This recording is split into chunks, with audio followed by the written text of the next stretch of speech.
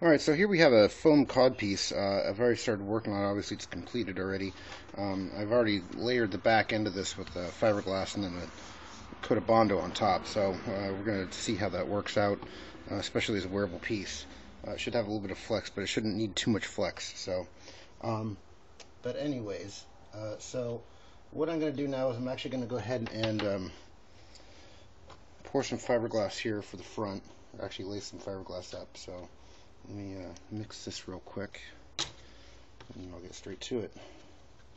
So basically this is a EVA foam or a closed cell foam. I bought this at Harbor Freight. It's about ½ inch thick. It's a little bit thicker than most people use, but it does its purpose. So what I'm going to do now is I'm going to go ahead and spread this out across the front of this just to kind of get some good coverage, and then start laying pieces on it. So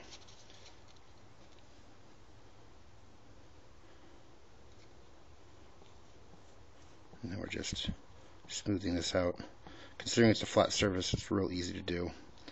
And usually what I do is about 2 layers of fiberglass, and then a layer of Bondo, and then another coat to smooth coat on top of that. So I was actually kind of surprised that the fiberglass resin actually doesn't do anything to the foam. I was thinking that it would probably cause issues, chemical reaction with the foam or whatnot, but it doesn't seem to do that. So, which is good. A piece of Bondo. So basically this is super easy to do, smoothing it out, and just making sure I get good saturation of the fiberglass, and also pushing it down obviously on top of the cod piece as well. So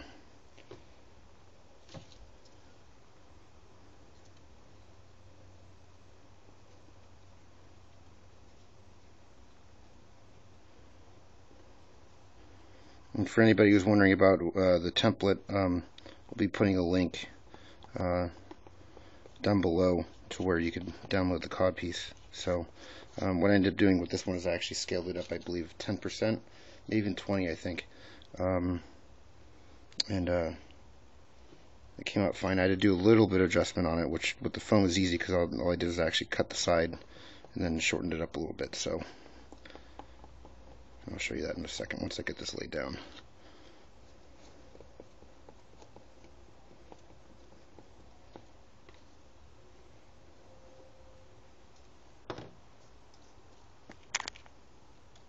Let's do a small piece.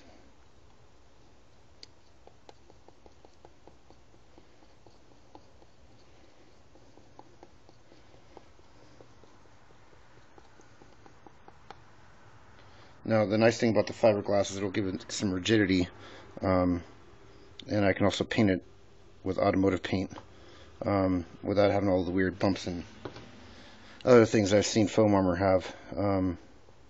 Foam armor doesn't seem to like it. It seems like it's very lumpy sometimes. I've seen some pictures of some foam armor that doesn't look all that great. But I mean, overall appearance from a distance away, it probably looks decent. So, but I'm kind of more looking for the finished auto paint sort of look. So then I can let me add a little more right here in the center.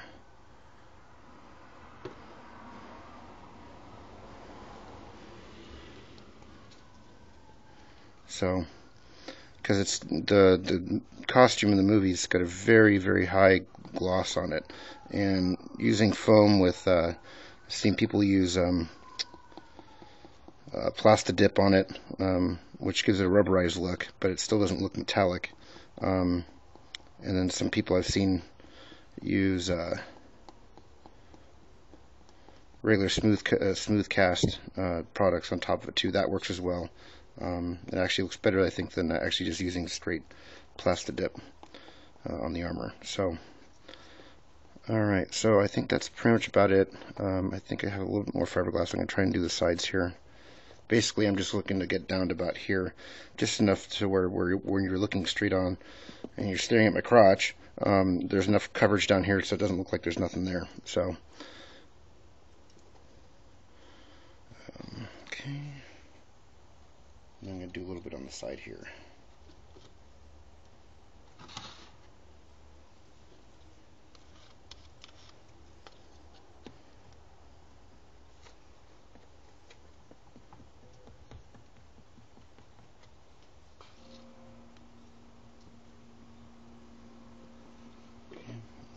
this.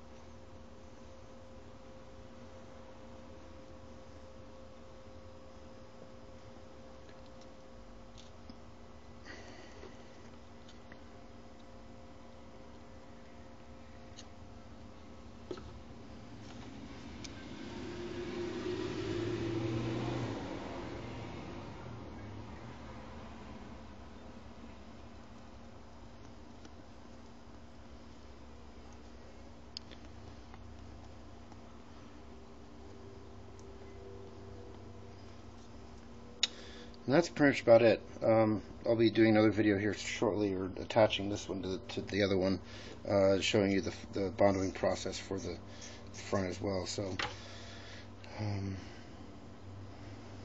let's see.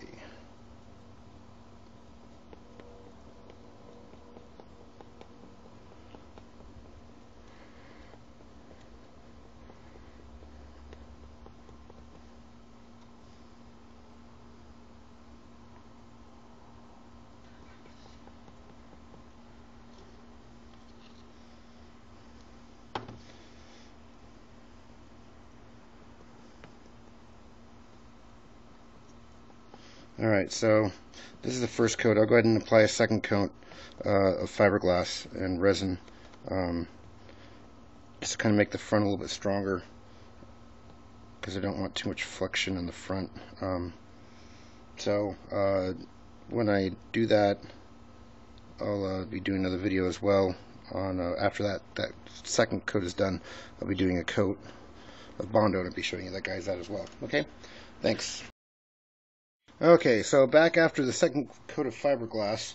It is hotter than all get out today. It's probably about close to 95 to 80 degrees here today. I'm mixing up a batch of Bondo here, and I'm going to use a little less hardener just because of the heat. So I'm just going to mix this up here real quick, and I'm going to apply a quick coat on top of the COD piece here, and call it a night. It's way too hot, and I need to be inside where the air conditioning's at. So basically, as you can see, this is a second coat that I applied here, further down, over this way and over that way as well. So I'll go ahead and start applying the Bondo.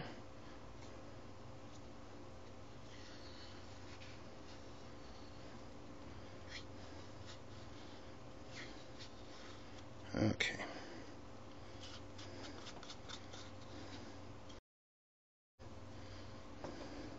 I'm just going to go ahead and do the same thing. Just pretty much smooth it out over the top of this.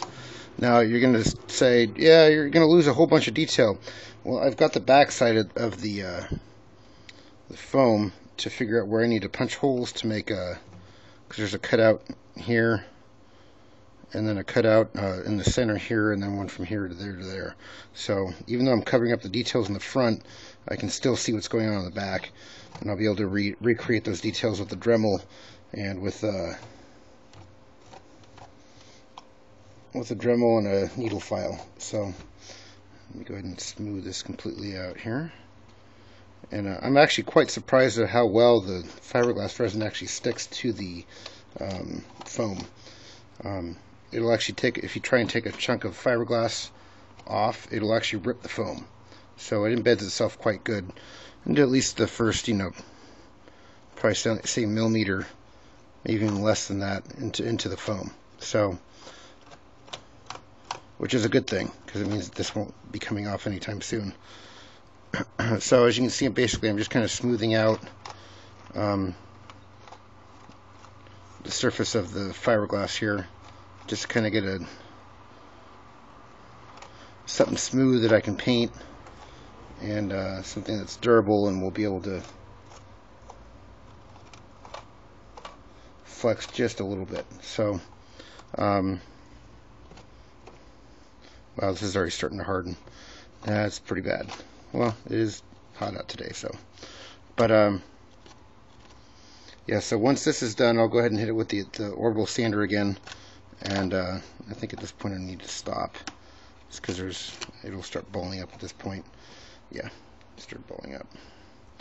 So, but anyways, once this is done here, I'll be taking the orbital sander and going over the whole thing, and then go back and create the lines, as I said before, through the backside. I'll be drilling up backside holes for positioning for grinding out with the Dremel, so I can get some of the details instead of it just being a flush solid piece. So thanks for watching, guys. Once again, subscribe and like if you see what you if this helps you out, and we'll see you tomorrow. Thanks, guys.